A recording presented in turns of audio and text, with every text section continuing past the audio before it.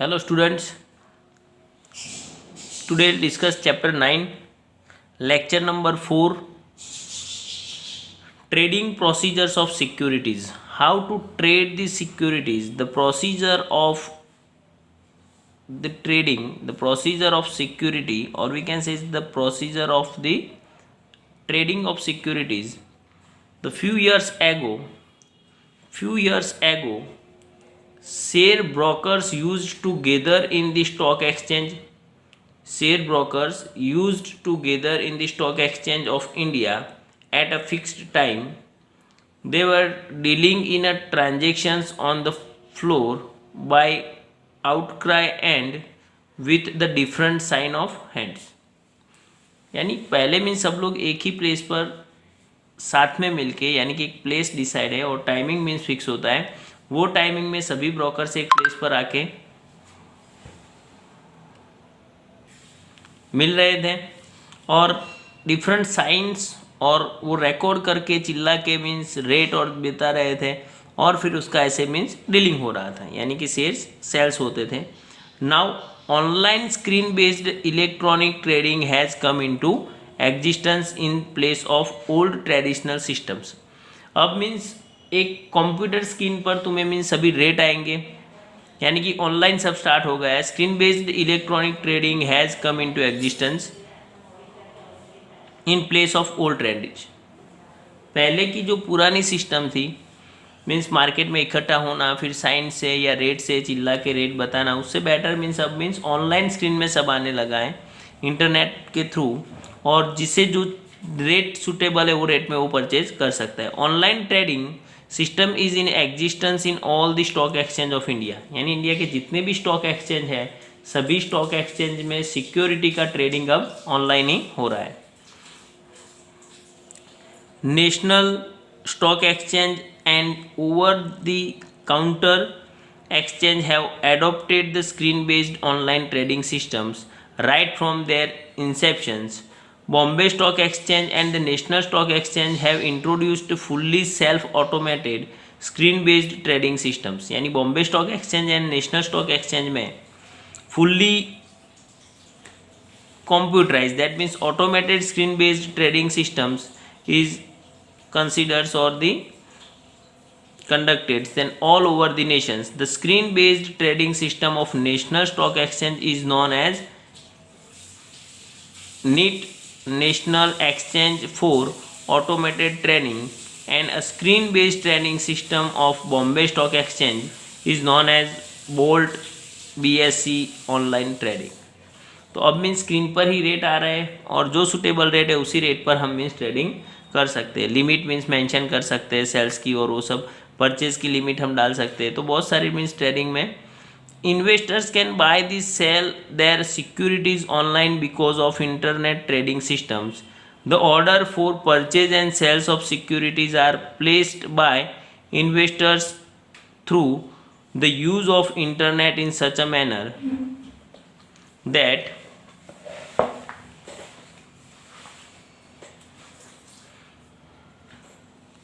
they can be executed through brokers. The procedures of purchase and sales of securities online can be stated as follows. अब online means पूरी procedures जो है यहाँ पे mention की हुई है. First, to open the demat accounts. सबसे पहले सिक्योरिटी परचेज करने के लिए तुम्हारा डीमेट अकाउंट होना चाहिए. So an investors has to open a demat account with depository participants because buying and selling of only demat securities can be carried out on internet. यानी internet के through, suppose अब internet से ही सब trading हो रहा है और इंटरनेट के थ्रू आपको परचेज और सेल करने के लिए तुम्हारा डीमेट अकाउंट होना कंपलसरी. डीमेट अकाउंट होना कंपलसरी. डीमेट अकाउंट के बिना मीन्स वो ट्रांजेक्शन पॉसिबल नहीं है. So first of all we have to, यानी the investor has to open the demat account to trade the securities. Securities के trading के लिए डीमेट अकाउंट होना कंपलसरी है. Order to buy sell, purchase और sales का ऑर्डर करना है. Investors, it means customers who wants to cell the securities has to place the order to brokers. यानी इन्वेस्टर को जब सेल करना है तो वो मीन्स अपने ब्रोकर्स को ऑर्डर कर सकता है purchase and sales price as per script are to be stated clearly at the time of placing the orders, and there was two types of order in purchase and sale of securities. तो two types के means order है, purchase और sales, और जो भी means screen पर rate है जो टाइम पर तुमने परचेज किया है, यानी कि आप सेल कर रहे हो या परचेज कर रहे हो, तो वो मीन्स टाइमिंग, यानी कि तुम्हारा जो टाइमिंग है उसमें जो रेट स्क्रीन पर है उसी रेट को मीन्स फिक्स कंसीडर किया जाता है, यानी वही रेट पर मीन्स वो परचेज और सेल्स हो रहा है. Limited orders, limited order is one in which order is executed at the price specified by the customers, यानी कस्टमर्स ने जो प्राइस स्पेसिफाइड किए उसी प्राइस पर वो मीन्स वो लॉट जो फिक्स किया है उतना लॉट वो परचेज और सेल्स कर सकता है. The price of purchase and sales is predetermined, पहले से आप फिक्स कर सकते हो कि सो एंड सो लिमिट पर मुझे इतने लॉट पे परचेज करना है और उसकी ये लिमिट पर मुझे मीन्स सेल करना है. तो एडवांस, यानी एडवांस में मीन्स हम वो प्राइस डिसाइड कर सकते हैं, और वो लिमिट में जब भी रेट आएंगी, यानी कि हमारे स्क्रीन पर जब भी वो रेट होंगे तो ऑटोमेटिकली मीन्स वो परचेज और सेल्स हो जाएगा. Retail investors and a fund houses place this type of orders.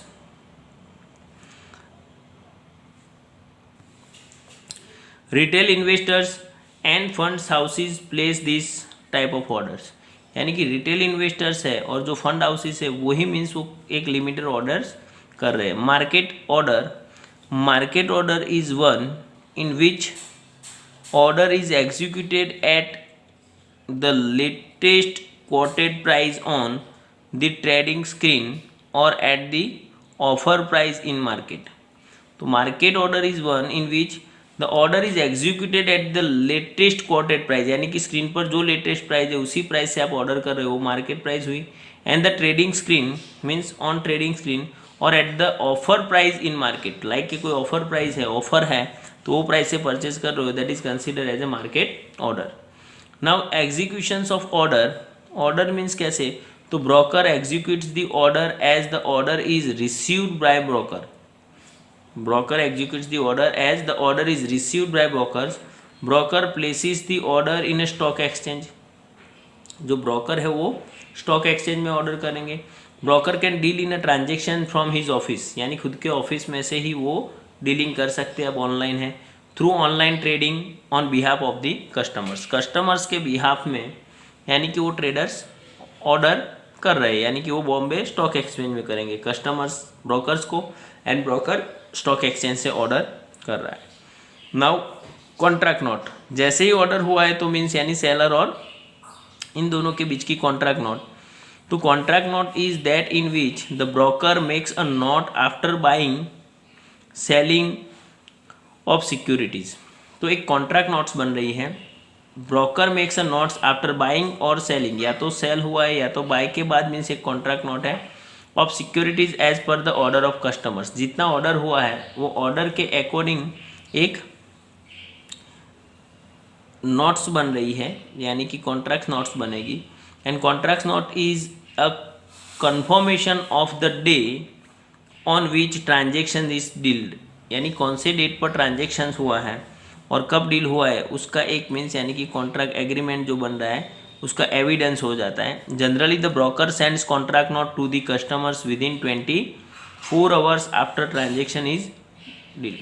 Transaction होने के बाद 24 आवर्स में वो contract note means broker customers को भेज रहा है. Name of securities, its number, price of transactions, order numbers, brokerage, taxes applicable etcetera are stated in the contract note, यानी कि कितने नंबर ऑफ है, कितनी प्राइस परचेज की है, उसकी ब्रोकरेज क्या है, वो सब कुछ, यानी पूरी contract note means broker investor को भेज रहा है, यानी कि कस्टमर्स को. Contract note is a document of transactions done. Contract note ये है कि मीन्स ये दोनों के बीच में, यानी कि एक ट्रांजेक्शन हुआ है उसकी नोट्स है, that is called a contract note. Now settlement of transaction, the settlement of transactions of purchase sales of securities is through settlement house in Bombay Stock Exchange, यानी बॉम्बे स्टॉक एक्सचेंज के through settlement house जो है वहाँ से means यानी पूरा transaction settle हो रहा है. कितने नंबर ऑफ शेयर परचेज किए उसके अकॉर्डिंग मीन्स उसके अकाउंट में से उतनी अकाउंट यानी कि बैलेंस डेबिट हो जाएगी, उसके नंबर्स के उतने शेयर्स उनको इश्यू हो जाएंगे।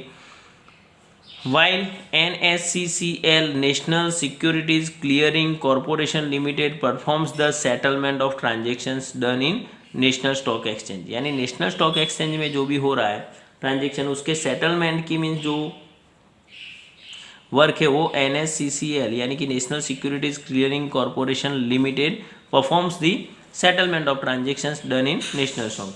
The settlement of transaction occurs after a day of transactions और ट्रेड, यानी ट्रेड या तो मीन्स ए डे के मीन्स एक दिन के बाद मीन्स वो ट्रांजेक्शन सेटल हो रहा है। Now payment of account and the delivery of securities, payment of amount and the delivery of security, कितना पेमेंट करना है और उसकी डिलीवरी मीन्स वो देना है। तो सेटलमेंट के बाद मीन्स वो पेमेंट और डिलीवरी वो दोनों मीन्स क्लियर होंगे। If the customer has purchase the shares, payment for the same is to be done prior to the pay in day, यानी उसी दिन पेमेंट हो जाना चाहिए। If the shares have been sold, delivery of the shares is to be done prior to the pay in a day, यानी एक ही दिन में मीन्स उसकी पेमेंट होगी।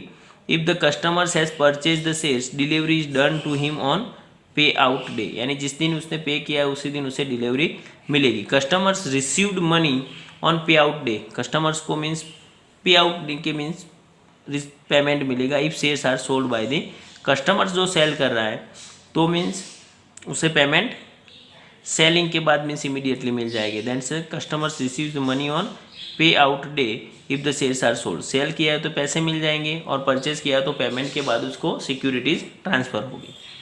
Pay in a day means the day when the sellers of the shares makes delivery of shares sold to stock exchange through intermediary.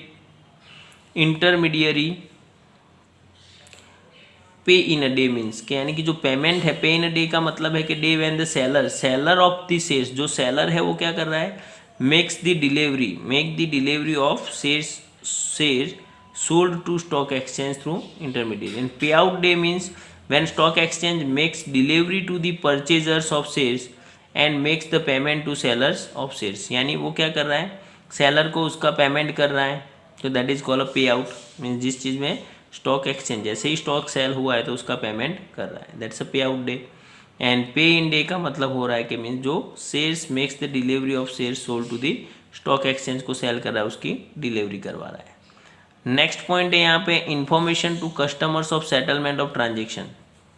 तो brokers will make the payment to customers through bank in case of sell of securities, and in case of purchase of securities broker will make different payment from the bank account of the customers, make the direct payment from the bank account of customers के bank account से ही direct payment हो रहा है। Settlement of the transaction is inform to the customers through demat account, और जो account settle हुआ है वो उसके डीमेट अकाउंट के थ्रू से यानी इन्फॉर्मेशन मिल जाएगी। Now SEBI securities and exchange board of India, कई बार उसका क्वेश्चंस भी होता है, give the full form of SEBI. Securities and exchange board of India, तो मेनली जितनी भी सिक्योरिटीज़ है वो मीन्स सेबी के गाइडलाइन के थ्रू ही मीन्स इश्यू हो रहे हैं मार्केट में, मीन्स तो ये सेबी के गाइडलाइन के थ्रू हो रहा है। So SEBI has come into existence as a statutory body of as on January 13, 1992। एक स्टैट्यूटरी बॉडी है, सिक्योरिटीज जितने भी सिक्योरिटीज ट्रांजेक्शन्स हो रहा है उस पर मीन्स सेबी का होल्डिंग है, इट मीन्स सेबी का कंट्रोल है। Under the securities and exchange board of India act 1992 its head office is in Mumbai while regional office are at Kolkata, Delhi and Chennai. SEBI is a statutory body regulating stock exchange in India। यानी एक body है कि जो securities के जितने भी transactions हैं वो सेबी के गाइडलाइन के थ्रू यानी उसके जितनी भी रेगुलेशंस रूल्स बने हैं वो रूल्स को फॉलो करने हैं। Objectives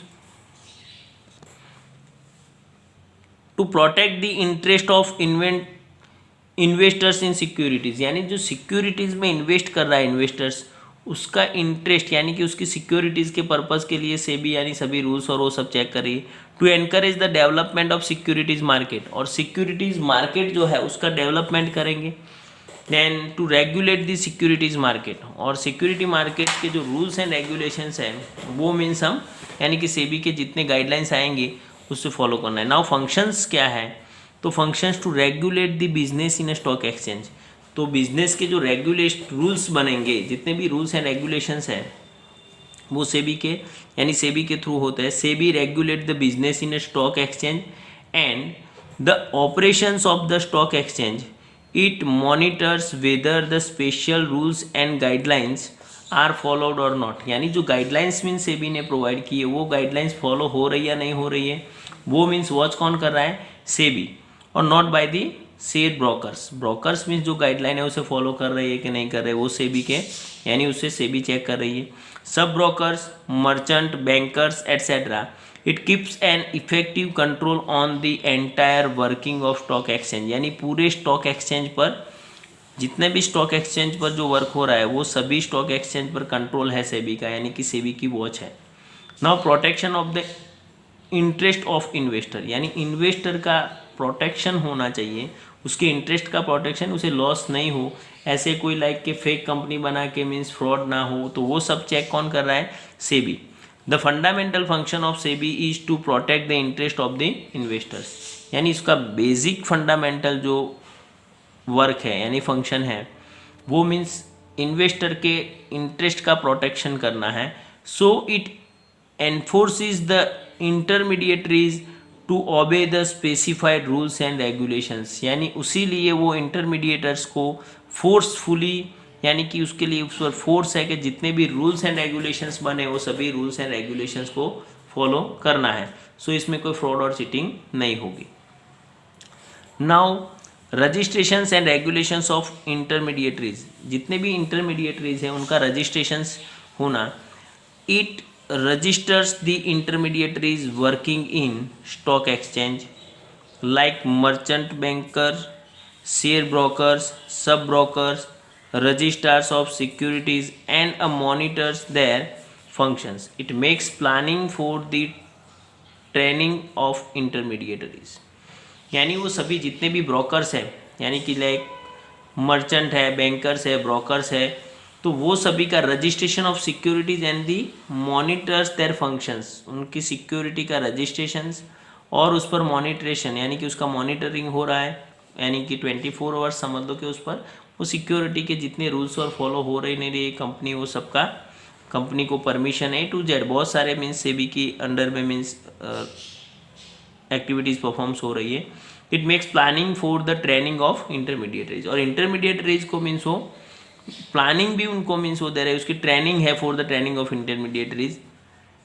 now registration and regulation of mutual fund, कितने म्यूचुअल फंड्स रजिस्टर्ड है, और तो it registers and monitors the mutual fund and regulates their working, means वो जितने म्यूचुअल फंड है उसका रजिस्ट्रेशन कर रहा है और उसका मॉनिटरिंग वर्क भी हो रहा है। For this SEBI has determined the rules and regulations which are followed by the mutual fund, तो म्यूचुअल फंड के लिए भी उन्होंने रूल्स एंड रेगुलेशन बनाए हैं और वो सभी रूल्स एंड रेगुलेशंस उनको फॉलो करने पड़ेंगे।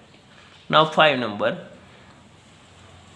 टू प्रिवेंट फ्रॉडुलेंट ट्रेड, यानी कोई फ्रॉड हो रहा है तो उसे प्रिवेंट करने का वर्क है सेबी का। It takes necessary steps to prohibit the fraudulent trade in a stock exchange, यानी कोई फ्रॉड करके सपोज के ट्रेडिंग हो रहा है तो उसे प्रिवेंट करने का वर्क, उसके लिए जो स्टेप्स है उसके लिए मीन्स जो लाइक कि उसका मॉनिटरिंग है, उससे कोई सपोज आइडिया है तो वो चेक करके फिर जो फ्रॉडुलेंट हो रहा है तो फ्रॉडुलेंट नहीं हो उसके लिए उन्होंने जो रूल्स बनाए हैं वो रूल्स सभी रूल्स फॉलो होंगे तो कोई फ्रॉड होने के चांसेस नहीं रहेंगे। Now 6 number, to cancel the registration of brokers, like कोई ब्रोकर्स फ्रॉड कर रहा है तो उसका रजिस्ट्रेशन कैंसिल हो सकता है। It cancels the registration of the share brokers who do not follow the rules and guidelines determined by the SEBI and fail to provide the necessary information to SEBI।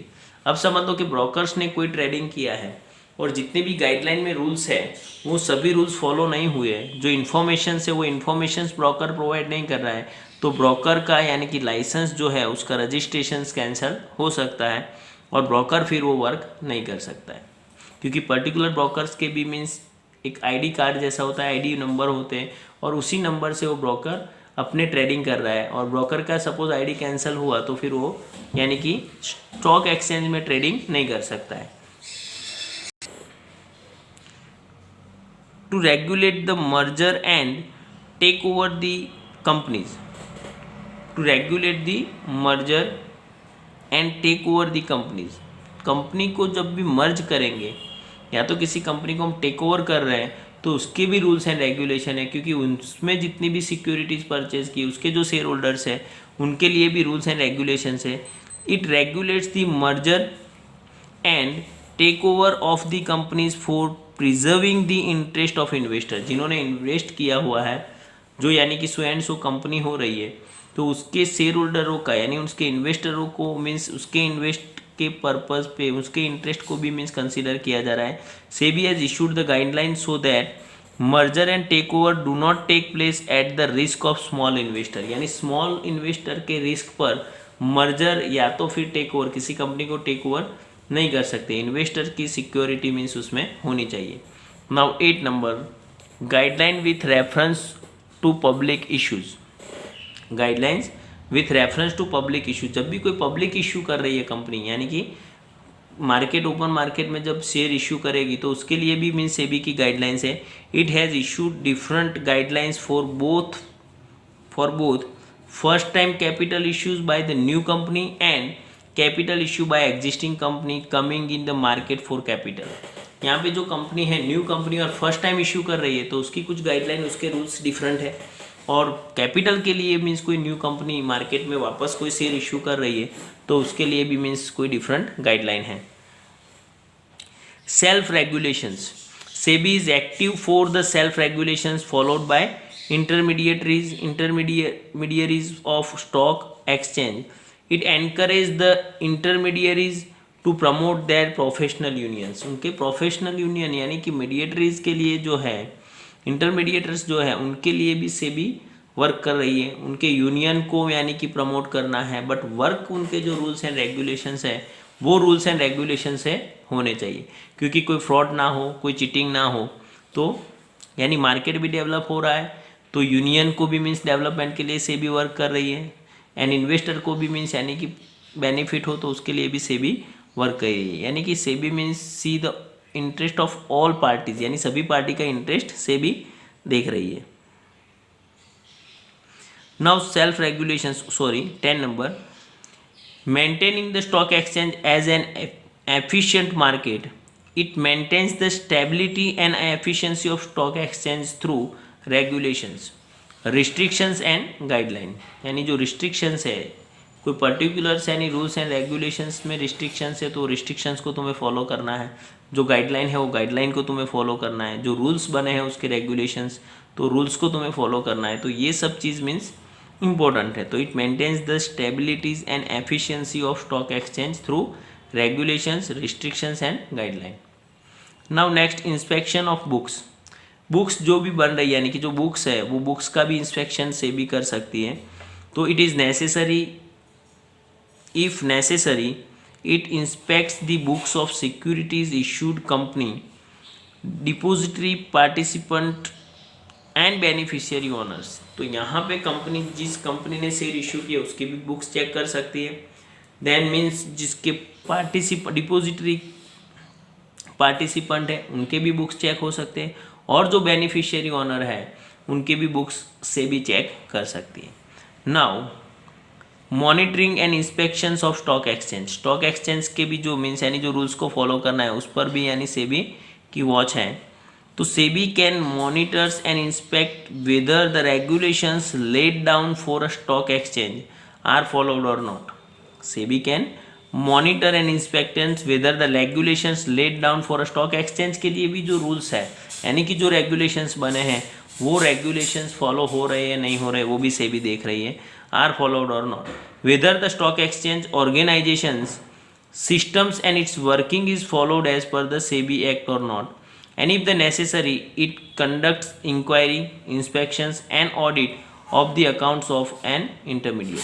और intermediaries के account भी inspection हो सकते हैं, check हो सकते हैं, उसकी इंक्वायरी भी हो सकती है। नाउ गाइडलाइंस, तो SEBI has issued the guidelines time to time for a share brokers and the sub brokers, merchant bankers, trustees of debentures, buy back securities by company act.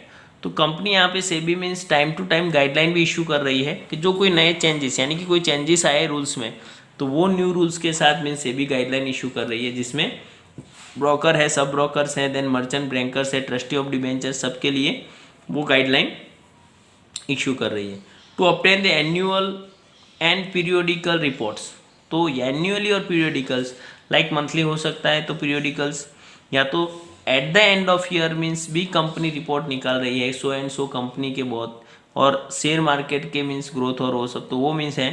तो it receives the report in form of various statements for obtaining the information about working and the activities of stock exchange. Stock exchange के भी report यानी कि उन्होंने working क्या किया है, stock exchange के रेट कितने हैं, कितनी मीन्स परचेज सेल्स हुई है मार्केट में, तो ये सभी रिपोर्ट्स भी एनुअल और पीरियोडिकल्स से भी यानी कि एक्सचेंज इशू कर रहे हैं, और वो मीन्स चाहे तो इन्वेस्टर स्टडी कर सके।